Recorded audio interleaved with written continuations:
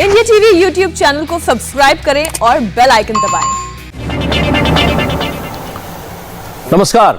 उत्तर प्रदेश के ब्लॉक प्रमुख चुनावों में वोटों की गिनती खत्म होने वाली है और यूपी की पूरी पॉलिटिकल पिक्चर क्लियर हो चुकी है।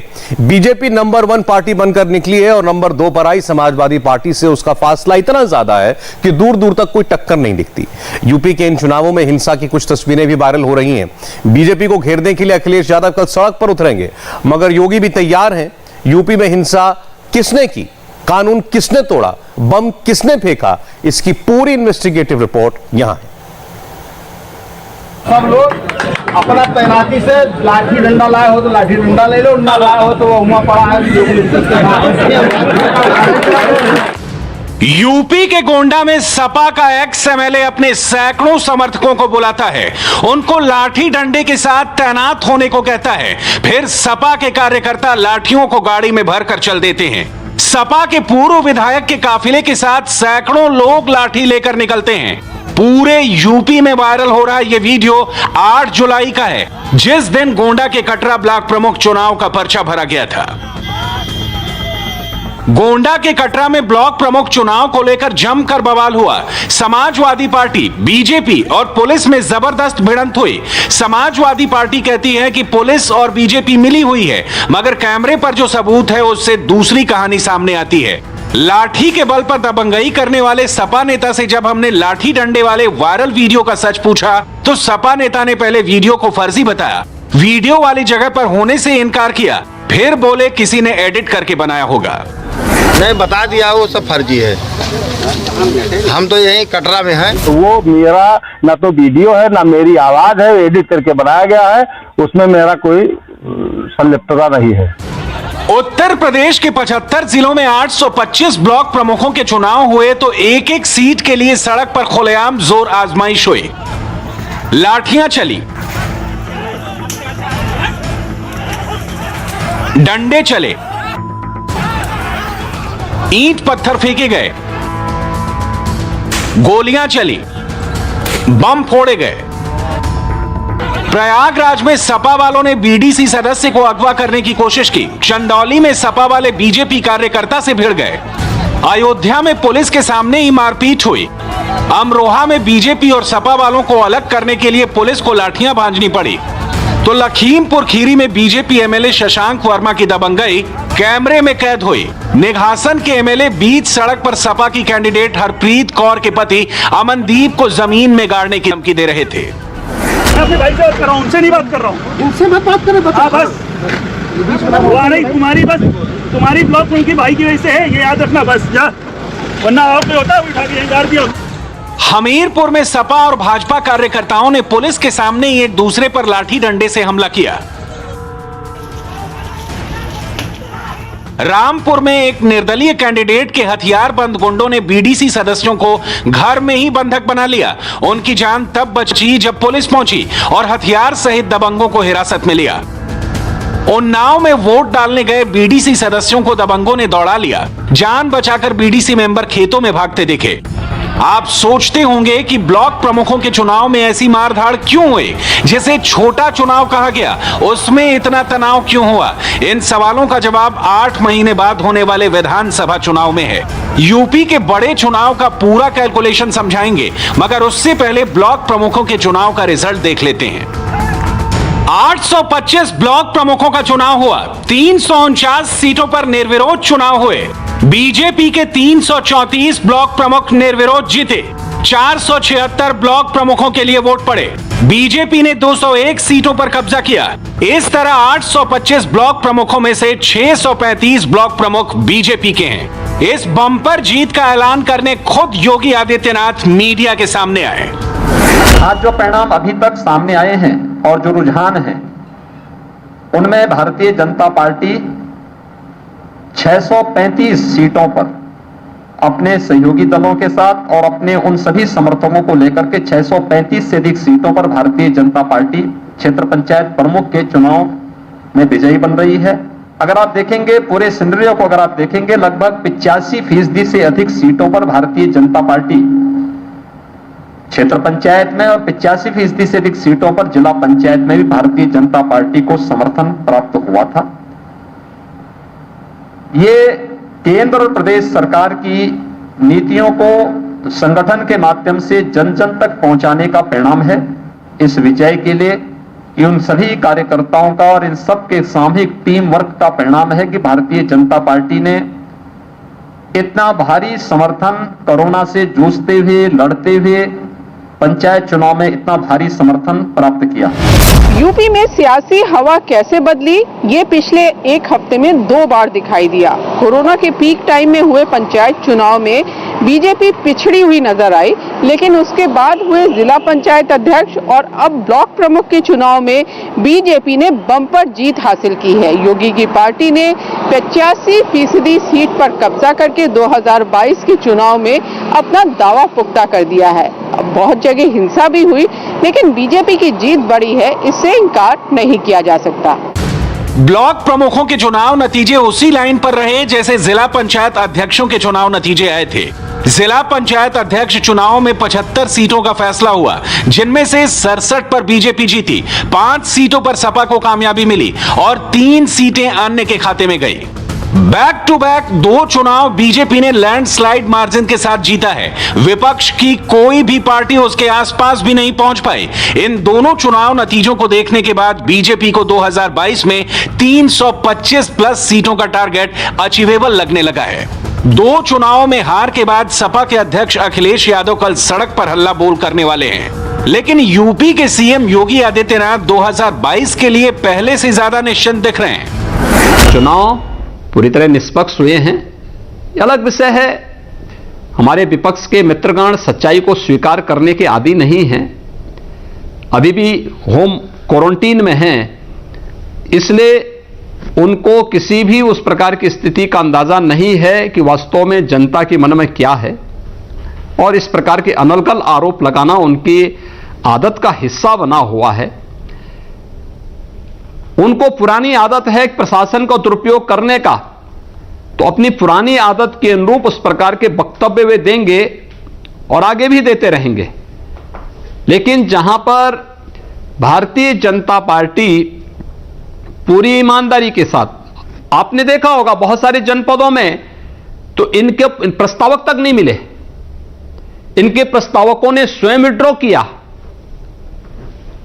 आखिर समाजवादी पार्टी ने अपने कुछ जिलाध्यक्षों को इस बात के लिए बर्खास्त किया कि वहां पे प्रस्तावक क्यों नहीं मिल पाए। इनके पदाधिकारियों में आपस में मारपीट हो रही है कि एक कहता है कि साहब जो है ये इन्होंने बीजेपी को समर्थन किया, कुछ कहते हैं कि साहब हमारे पास कोई समर्थन देने को तैयारी नहीं था, तो हम कैसे लड़ाते हैं यहां पे। तो आपस में ही लड़ भिड़ रहे हैं, उसमें बीजेपी की गलती नहीं है। चुनाव पूरी ईमानदारी, पूरी सुचितापूर्ण तरीके से संपन्न हुए हैं और परिणाम आज जो आए हैं, आगे भी हर चुनाव में यही रुझान प्रदेश के अंदर रहेंगे। उत्तर प्रदेश में जुलाई 2021 में हुए 2 चुनाव 2022 के बड़े चुनाव पर कैसे असर डालेंगे, अब ये समझते हैं। ब्लॉक प्रमुख चुनाव में 825 कैंडिडेट जीते। इससे पहले जिला पंचायत अध्यक्ष चुनाव में 75 कैंडिडेट जीते थे। इनमें 403 मौजूदा विधायकों को जोड़ दीजिए, सबको जोड़ने पर टोटल फिगर आता है 1303। ये 1303 विनिंग कैंडिडेट ही 2022 में टिकटों की डिमांड करेंगे। पंचायत चुनाव में कई सीटें महिलाओं के लिए रिजर्व हैं। विधायकी के चुनाव में उन महिला ब्लॉक प्रमुखों के पति और जिला पंचायत अध्यक्ष के पति भी टिकटों की कतार में खड़े होंगे। टिकट मांगने वाले कैंडिडेट होंगे 1303। विधानसभा की सीटें होंगी 403 और यूपी की बड़ी पार्टियां होंगी सिर्फ 3। बीजेपी हो या समाजवादी पार्टी, इन दोनों दलों ने अपने नेताओं और कार्यकर्ताओं को मैदान में इसीलिए उतारा क्योंकि उसे 2022 के लिए अपनी ताकत आजमानी थी। जिसने यहां ताकत दिखाई वही 2022 का दावेदार होगा। सिद्धार्थनगर में यूपी के पूर्व विधानसभा अध्यक्ष और समाजवादी पार्टी के सीनियर लीडर माता प्रसाद पांडे के साथ धक्का मुक्की और पर्चा छीनने की कोशिश का यह वीडियो बहुत वायरल हुआ। समाजवादी पार्टी के अध्यक्ष अखिलेश यादव ने भी इसे शेयर किया। लेकिन क्या आपने ये सोचा कि माता प्रसाद पांडे जैसे बुजुर्ग नेता को ब्लॉक प्रमुख चुनाव में उतरने की जरूरत क्यों पड़ी? वजह यही है कि 2022 में टिकट चाहिए तो अभी से मैदान में उतरना होगा। कांग्रेस के राहुल गांधी लखीमपुर खीरी में महिला से बदसलूकी पर अभी भी ट्विटर पर चिड़ियां उड़ाते हैं। राहुल हिंसा को मास्टर स्ट्रोक बताकर खिल्ली उड़ाते हैं। प्रियंका गांधी वायरल वीडियो दिखाकर बीजेपी पर अटैक करती हैं, लेकिन कांग्रेस का कोई भी बड़ा लीडर या कार्यकर्ता ग्राउंड जीरो पर नहीं दिखता। इसलिए यूपी में पंचायत चुनाव में कांग्रेस का स्कोर 0 रह गया। यूपी के 75 जिलों में पंचायत चुनाव डायरेक्ट हुए थे। उसके बाद जिला पंचायत अध्यक्षों और ब्लॉक प्रमुख के चुनाव इनडायरेक्ट हुए। इन चुनाव नतीजों को एक लाइन में कहें तो सपा हारी, बसपा आउट, कांग्रेस 0 और योगी बने हीरो। 2014, 2017, 2019 भारतीय जनता पार्टी ने आदरणीय प्रधानमंत्री जी के मार्गदर्शन में, उनके नेतृत्व में उत्तर प्रदेश के चुनाव को भारी बहुमत से जीता है। और उसके बाद भी जो उपचुनाव हुए हैं प्रदेश के अंदर, 19 के लोकसभा चुनाव के बाद आप देखेंगे कि 2 बार उपचुनाव हुए थे। दोनों उपचुनाव में भारतीय जनता पार्टी भारी बहुमत के साथ जीती है। 2022 के विधानसभा चुनाव में भी भारतीय जनता पार्टी इसी प्रकार का जो है परिणाम देगी जो आज आपको देखने को मिला है, 2019 में देखने को मिला है, 2017 और 2014 में जो देखने को मिला है, यही परिणाम उस समय भी रहेगा। इसमें कोई संदेह नहीं होना चाहिए। ब्लॉक प्रमुख चुनाव में वोटों की गिनती पूरा होते ही यूपी में 3 स्तर के पंचायत चुनाव खत्म हो गए। 58,000 से ज्यादा ग्राम प्रधान, 50,000 से अधिक बीडीसी मेंबर, 825 ब्लॉक प्रमुख और 75 जिला पंचायत अध्यक्षों का चुनाव पूरा हो गया। ये चुनाव ऐसे वक्त में शुरू हुए थे जब कोरोना पीक पर था। बीएसपी ने जिला पंचायत अध्यक्ष और ब्लॉक प्रमुख चुनावों को दूर बैठकर देखा। फिर भी मायावती सोशल मीडिया के जरिए आरोप लगाने में पीछे नहीं रही। मायावती कहती हैं कि यूपी में जंगल राज चल रहा है। बीएसपी प्रमुख मायावती को 2022 की फिक्र हो रही है। साल 2019 के लोकसभा चुनाव में बसपा का समाजवादी पार्टी के साथ गठबंधन हुआ था। उस वक्त बीएसपी ने 10 सीटें जीती थीं, जबकि समाजवादी पार्टी के हिस्से में सिर्फ 5 सीटें आई थीं। चुनाव के तुरंत बाद ये गठबंधन टूट गया, सपा अलग हो गई और बहुजन समाज पार्टी की राहें अलग हो गईं। लेकिन सबसे बड़ा सवाल ये है कि 2022 में बहुजन समाज पार्टी क्या करेगी, क्योंकि समाजवादी पार्टी के साथ गठबंधन का कोई सीन नहीं बन पा रहा है और अकेले पार्टी में भारतीय जनता पार्टी को चुनौती देना वाकई में टेढ़ी खीर साबित हो रहा है। 2022 में यूपी में 4 कोण वाली लड़ाई दिख सकती है। अगर ऐसा हुआ तो योगी के विजय रथ को रोकना किसी भी पार्टी के लिए मुमकिन नहीं होगा। अगर 2017 की तरह सपा और कांग्रेस में गठबंधन हुआ तो भी योगी रेडी हैं। गठबंधन की राजनीति को उत्तर प्रदेश ने देख लिया है। ये जो वंशवाद, जातिवाद और अन्य तमाम प्रकार के वादों का लबादा ओढ़ करके उत्तर प्रदेश के परसेप्शन को बिगाड़ने वाले, उत्तर प्रदेश के भविष्य के साथ खिलवाड़ करने वाले इन तत्वों को उत्तर प्रदेश की जनता जान चुकी है। इनके साथ, इनके बहकावे में नहीं आने वाली है। उसे मालूम है कि उत्तर प्रदेश और देश की जो सरकार है, यह देश के हित के लिए, प्रदेश के हित के लिए, गांव के लिए, गरीब के लिए, किसान के लिए, नौजवान के लिए, महिलाओं के लिए और समाज के प्रत्येक तबके के लिए बिना भेदभाव के कार्य कर रही है। जनता बीजेपी के साथ में है, प्रधानमंत्री जी के नेतृत्व पर विश्वास करती है, भारतीय जनता पार्टी की मूल्यों और नीतियों को अंगीकार कर रही है। इसलिए कोई भी गठबंधन आ जाए, गठबंधन 2017 में भी उत्तर प्रदेश के अंदर फेल हुआ है, 2019 में भी फेल हुआ है। उस समय लोग तमाम प्रकार की भ्रांत धारणाएं पैदा कर रहे थे कि सपा बसपा एकजुट हो जाएंगे तो ये रिजल्ट आ जाएगा। परिणाम सबके सामने है।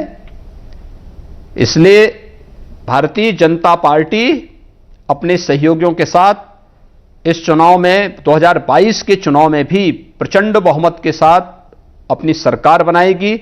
इसमें किसी प्रकार का कोई संदेह किसी को भी नहीं होना चाहिए। 7 दिनों के अंदर 2 जीत। यूपी में बीजेपी के लिए यह जश्न का समय है। ब्लॉक प्रमुख चुनाव में हार के बाद समाजवादी पार्टी कल सड़क पर उतरेगी। योगी उसके लिए भी तैयार है। नमस्ते, मैं हूं मीनाक्षी जोशी। वीडियो और खबरों से अपडेट रहने के लिए India TV YouTube channel subscribe करें, बेल आइकन दबाना ना भूलें। जुड़े रहें इंडिया टीवी के साथ।